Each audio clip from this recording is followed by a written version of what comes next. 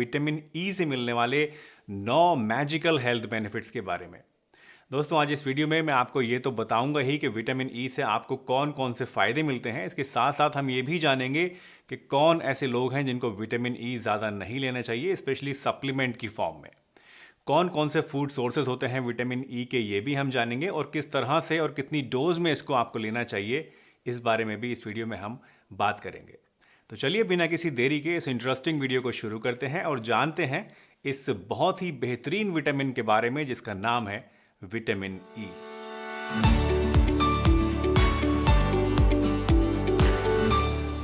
दोस्तों, vitamin E एक fat soluble vitamin है जिसका नाम जहन में आते ही हमें लगता है कि ये एक आम सा, जैसे और सब विटामिन होते हैं ऐसा ही कोई चीज़ है।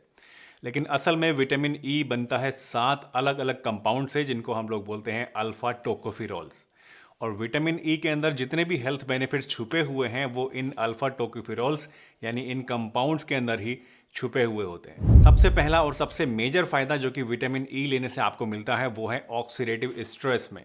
आपकी बॉडी के अंदर जो ऑक्सीडेटिव डैमेज होता है उसको बहुत ही ज़्यादा अच्छी तरीके से विटामिन ई कम करने का काम करता है। ऑक्सीडेटिव स्ट्रेस बेसिकली एक ऐसा प्रोसेस है जिसमें हमारी सेल्स के अंदर जब ऑक्सीजन जाने के बाद केमिकल रिएक्शंस होते हैं तो उनके नतीजे में कुछ फ्री रेडिकल्स पैदा होते हैं। ये फ्री रेडिकल्स आपकी सेल्स को डैमेज करते हैं और बॉडी में बहुत सारे अलग अलग तरह के नुकसान पैदा करते हैं। उम्र बढ़ने के साथ साथ क्योंकि हमारी बॉडी के अंदर ऑक्सीडेटिव डैमेज बढ़ने लगता है तो ये प्रोसेस कम होता है और इसकी वजह से आपके अंदर बहुत सारी प्रॉब्लम्स, जैसे कि उम्र बढ़ने के साथ स्किन में प्रॉब्लम्स आना, आपकी किडनीज के अंदर प्रॉब्लम्स आना, आपकी हार्ट की नसों के अंदर प्रॉब्लम आना और भी बहुत सारी अलग अलग तरह की प्रॉब्लम्स हैं। इन सभी में आपको काफ़ी ज़्यादा फायदा मिलता है। विटामिन ई लेने से दूसरा मेजर बेनिफिट आपको मिलता है आपके दिल के लिए, आपके हार्ट के लिए। दोस्तों, हार्ट में जो हमारे प्रॉब्लम्स पैदा होती हैं उनके लिए कुछ बहुत ही इंपॉर्टेंट ऐसे फैक्टर्स हैं जो कि रिस्पॉन्सिबल होते हैं। फॉर एग्जांपल, आपके ब्लड के अंदर कोलेस्ट्रॉल का बढ़ जाना, आपके ब्लड के अंदर ट्राइग्लिसराइड्स का बढ़ जाना, आपके बीपी का राइज हो जाना, या फिर आपकी नसों के अंदर ऑक्सीडेटिव स्ट्रेस की वजह से सख्ती आ जाना, या फिर अंदर प्लैकिंग हो जाना, ये कुछ ऐसी चीज़ें हैं जो कि आपकी बॉडी के अंदर हार्ट प्रॉब्लम्स पैदा करने के लिए रिस्पॉन्सिबल होते हैं। अब क्योंकि विटामिन ई आपकी बॉडी के अंदर स्ट्रेस को भी कम करता है, इस ऑक्सीडेटिव स्ट्रेस को कम करता है, आपकी बॉडी के अंदर एलडीएल यानी बैड कोलेस्ट्रॉल को कम करता है, आपके अंदर ट्राइग्लिसराइड्स को भी कम करता है और आपके ब्लड प्रेशर के ऊपर भी असर डालता है, उसको भी नॉर्मल रेंज में रखता है। तो इन सभी चीज़ों की वजह से कलेक्टिवली आप कह सकते हैं कि विटामिन ई लेने से आपकी जो ओवरऑल हार्ट हेल्थ है, जो आपका कार्डियोवैस्कुलर सिस्टम है, वो अच्छी तरीके से काम करता रहता है और उसमें अलग अलग तरह की बीमारियां पैदा होने का खतरा काफ़ी हद तक कम हो जाता है। विटामिन ई लेने का तीसरा फायदा उन लोगों को मिल सकता है जिनके अंदर non alcoholic fatty liver disease है। दोस्तों, fatty liver, I am sure अगर आप मेरी वीडियोस देखते हैं तो आप जानते होंगे कि क्या होता है। ये एक ऐसी बीमारी है जिसमें आपके लिवर के अंदर फैट डिपोजिशन होने लगता है और इसकी वजह से आपका लिवर कमज़ोर हो जाता है और अल्टीमेटली सिरोसिस होकर उसके अंदर परमानेंट डैमेज भी हो सकता है। अगर आपके अंदर non alcoholic fatty liver disease है, यानी ऐसी लिवर डिजीज़ है, ऐसा फैटी लिवर है जो कि आप शराब नहीं लेते हैं उसके बावजूद पैदा हो रहा है, तो ऐसे केस में विटामिन ई लेने से आपको बहुत ही ज़्यादा फ़ायदा मिलता है, क्योंकि ये विटामिन ई आपके लिवर के अंदर जमा होने वाले फैट को कम करने का काम करता है। विटामिन ई का चौथा फ़ायदा मेनली होता है लेडीज़ को, या फिर आप कह सकते हैं हमारी छोटी छोटी जो टीनेजर गर्ल्स होती हैं, बच्चियाँ होती हैं, उनके लिए। क्योंकि विटामिन ई आपके अंदर डिस्मेनोरिया नाम की एक प्रॉब्लम को बहुत ही ज़्यादा तेज़ी के साथ और बहुत ही अच्छी तरीके से कंट्रोल कर सकता है। डिस्मेनोरिया बेसिकली एक ऐसी प्रॉब्लम है जिसमें मेंसेस के दौरान आपकी लोअर एब्डोमेन में क्रैम्प्स और दर्द का आपको एहसास होता है और ये बहुत ही ज़्यादा एक प्रॉब्लमेटिक चीज़ है जिससे अक्सर लोगों की जो डे टू डे लाइफ होती है वो भी इफेक्ट होने लगती है। बहुत सारी स्टडीज़ भी इसके ऊपर हो चुकी हैं इसके इफेक्ट को देखने के लिए, जिनमें पाया गया कि अगर आप फिश ऑयल लें या फिर विटामिन ई के सप्लीमेंट्स लें या फिर अगर दोनों चीज़ें साथ में ही आप लें तो आपको डिस्मेनोरिया के केस में बहुत ही ज़्यादा फायदा मिल सकता है।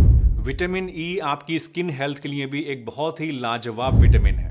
अगर आप विटामिन ई लेते हैं तो इससे आपकी बॉडी के अंदर, आपकी स्किन के अंदर कोलेजन का प्रोडक्शन बढ़ जाता है।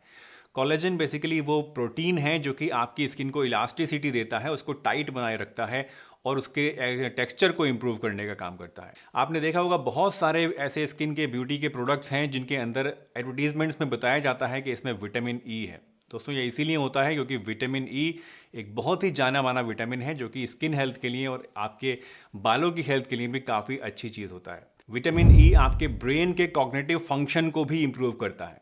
कॉग्निटिव फंक्शन का मतलब है कि चीज़ों को देखकर उसे माइंड के अंदर, अपने ब्रेन के अंदर याद रखने की जो आपकी काबिलियत होती है, जो कुव्वत होती है, उसको कहते हैं कॉग्निटिव फंक्शन। तो विटामिन ई रेगुलरली इस्तेमाल करने से आपके ब्रेन का ये कॉग्निटिव फंक्शन भी इंप्रूव होता है, आपकी याददाश्त, आपकी मेमोरी भी एनहांस होती है, और इसके साथ साथ बुजुर्गों के अंदर उम्र बढ़ने के साथ साथ एक बीमारी पैदा होने का खतरा शुरू हो जाता है, जिसको बोलते हैं अल्जाइमर्स डिजीज़, जिसमें कि आपका ब्रेन एक तरह से कम काम करने लगता है, आप कह सकते हैं।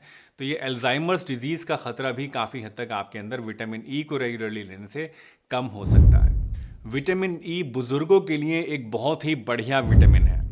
वैसे तो सभी विटामिन, सभी चीज़ें बुजुर्गों के लिए ज़रूरी होती हैं दोस्तों, लेकिन विटामिन ई पर्टिकुलरली एक ऐसा विटामिन है जो कि बढ़ती उम्र के कारण से आपकी बॉडी में जो अलग अलग प्रॉब्लम्स पैदा होती हैं उनको काफ़ी हद तक कम कर देता है। इसके साथ साथ ये आपकी बोन्स को और जॉइंट्स को भी हेल्दी बनाता है, उनकी मोबिलिटी को इंक्रीज करता है, और आपकी इम्यूनिटी के लिए बहुत ज़्यादा ज़रूरी होता है, क्योंकि उम्र बढ़ने के साथ साथ आपकी इम्यूनिटी कमज़ोर होने लगती है। तो वहाँ भी इसकी मदद से आपको काफ़ी ज़्यादा फ़ायदा मिलेगा, और बार बार जो बुज़ुर्गों में बीमार पड़ने की प्रॉब्लम होती है वो काफ़ी हद तक कम हो जाएगी। विटामिन ई आपके लंग फंक्शन के लिए, यानी आपके फेफड़ों के लिए, आपके सांस लेने वाली प्रणाली के लिए भी बहुत ही ज़्यादा बढ़िया चीज़ है। विटामिन ई आपके फेफड़ों के अंदर पॉल्यूशन के असर को कम करता है। अब पॉल्यूशन आजकल एक ऐसी चीज़ है दोस्तों जिससे कोई भी बचा हुआ नहीं है, चाहे आप किसी छोटे शहर में रहते हैं, चाहे बड़े शहर में रहते हैं, सभी जगह पॉल्यूशन का हाल बहुत ही ज़्यादा बुरा है।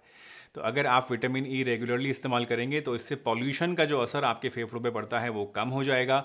अस्थमा जैसी बीमारियां जो आजकल बहुत कॉमनली देखी जा रही हैं, इसी पॉल्यूशन की वजह से इनका खतरा कम हो जाएगा, आपके लंग्स स्ट्रांग बनते हैं, और सबसे बड़ी चीज़ कि आपके लंग्स की जो इम्यूनिटी होती है वो बढ़ जाती है, जिसकी वजह से लंग्स के अंदर बार बार इन्फेक्शंस नहीं होते हैं। विटामिन ई आपके अंदर इनफर्टिलिटी, चाहे वो मेल इनफर्टिलिटी हो चाहे फीमेल इनफर्टिलिटी हो, इन दोनों ही चीज़ों में काफ़ी ज़्यादा बेनिफिशियल इफेक्ट्स देता है। दोस्तों, विटामिन ई इस्तेमाल करने से आपकी स्पर्म काउंट इंक्रीज होती है, आपकी स्पर्म्स की ओवरऑल हेल्थ इंप्रूव होती है, ओवम जो है आपके वो हेल्दी बनते हैं, ओवम का जो रिलीज़ होता है वो टाइमली होता है, आपकी मेंस्ट्रुअल साइकिल भी इससे रेगुलेट होती है, और ये सभी चीज़ें आपकी इनफर्टिलिटी की प्रॉब्लम को ठीक करने के लिए बहुत ही ज़्यादा इंपॉर्टेंट होती हैं। अब सवाल आता है कि जब विटामिन ई इतनी अच्छी चीज़ है तो इसको आपको किस तरीके से इस्तेमाल करना चाहिए, कौन कौन सी ऐसी खाने पीने की चीज़ें हैं जिनके अंदर विटामिन ई पाया जाता है अच्छी मात्रा में। तो सबसे पहली जो रिकमेंडेशन है दोस्तों मेरी आपको विटामिन ई लेने के लिए, वो है wheat germ oil. Wheat germ oil के अंदर काफ़ी अच्छी मात्रा में और काफ़ी अच्छी क्वालिटी का विटामिन ई आपको मिलता है। In fact 1 table spoon wheat germ oil अगर आप रोज़ाना ले लेते हैं तो इससे आपकी दिन भर की जो रिक्वायरमेंट है विटामिन ई की वो पूरी हो जाती है। इसके अलावा आप सनफ्लावर सीड्स भी ले सकते हैं, इनके अंदर भी काफ़ी अच्छी मात्रा में आपको विटामिन ई मिलता है।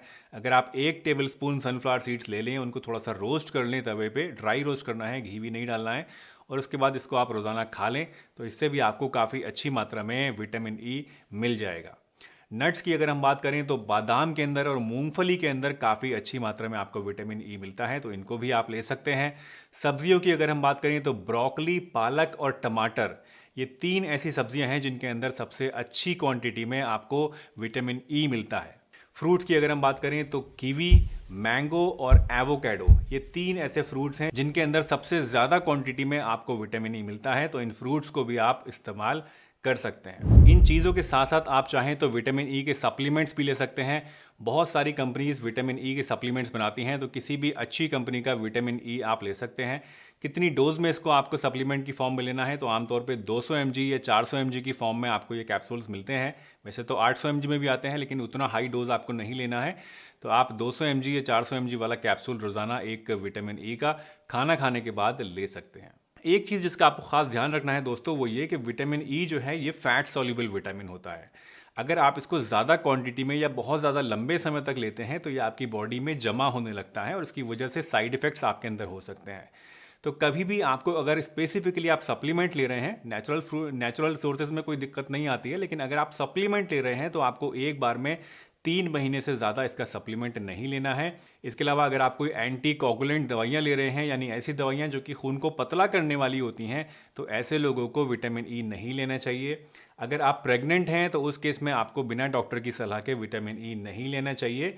और इसके साथ साथ अगर आप बच्चों को विटामिन ई दे रहे हैं तब भी आपको एक बार पहले अपने डॉक्टर से कंसल्ट कर लेना चाहिए। मुझे उम्मीद है आज की ये वीडियो आपको ज़रूर पसंद आई होगी और इससे आपने कुछ ना कुछ नया ज़रूर सीखा होगा। अगर ये वीडियो आपको अच्छी लगी है तो इसे लाइक कीजिए, चैनल पर नए हैं तो इसको सब्सक्राइब कीजिए और सभी के साथ शेयर करिए। मैं डॉक्टर सलीम आपसे फिर मिलूंगा एक नई वीडियो में। तब तक के लिए अपना बहुत ध्यान रखिए, हंसते रहिए, मुस्कुराते रहिए, रोज़ कुछ ना कुछ नया सीखते रहिए ताकि आप रह सकें हेल्दी हमेशा।